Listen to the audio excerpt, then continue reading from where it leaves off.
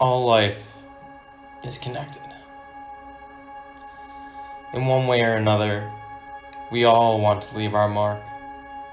We all want to leave our mark on the end of humanity. To pass on what we have gone through. To teach the future. Humankind is like a nervous system. When we receive a message or hear a story, we feel the impact of this feeling, this nervousness. We notice the little things, the big things of these stories, try to decipher the meaning behind them, because we want to understand these people. We want to feel what it's like to be in their shoes. This nervous system that I'm speaking of rages through our bodies and our brains, sending messages.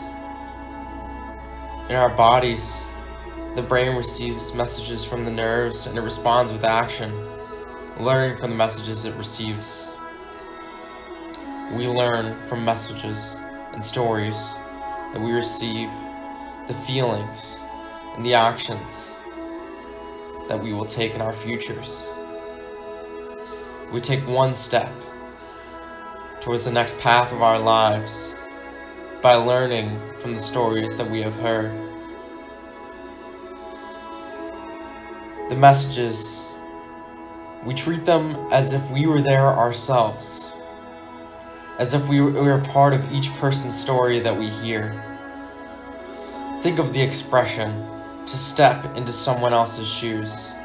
This means to live their story, live their message. A story lives and breathes. It lives in the people who learn from it, in the people who listen to it, and the people who live it. Who live it after one has lived before.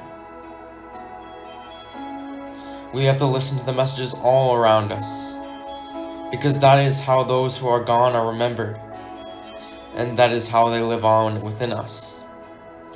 When I was in college, my fraternity participated in a Relay for Life event. During this event, there was a ceremony where we cracked glow sticks in a crowd.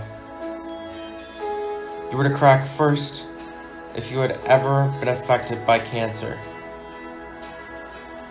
Second, if a family member was affected by cancer. Third, if a friend was affected by cancer. And lastly, if you have ever seen anyone struggling with being affected by cancer.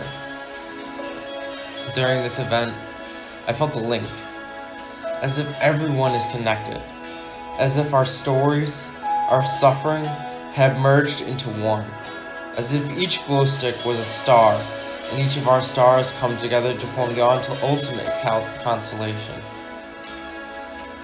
An electric current flows through the crowd, sparkling with each story, stories of people to be remembered, who made a difference in this world. This current functions as a connection between all of us. It has a flow that is quite familiar to all of us. This flow is an emotion called empathy. Empathy is what allows us to stand in other people's shoes, but is often ignored. It's what can connect us to that person living on the street. It's what can connect us to that person that we've never known in our lives. It allows us to feel what they feel, to feel the ultimate connection. We have to understand what someone has been through. It's only human nature to want to understand. We do this to the best of our abilities.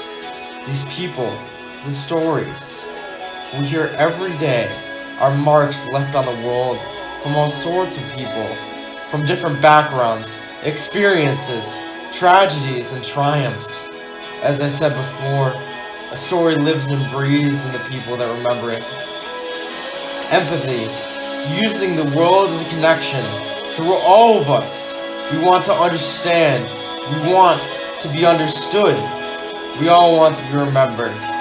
Let's make these memories happy, life-changing, sad. Let these memories be how we really felt that day, and let people live and breathe through our stories, as we will live and breathe when we are gone through the memories that they carry. In the nervous system, the nerves just die, the signals go away.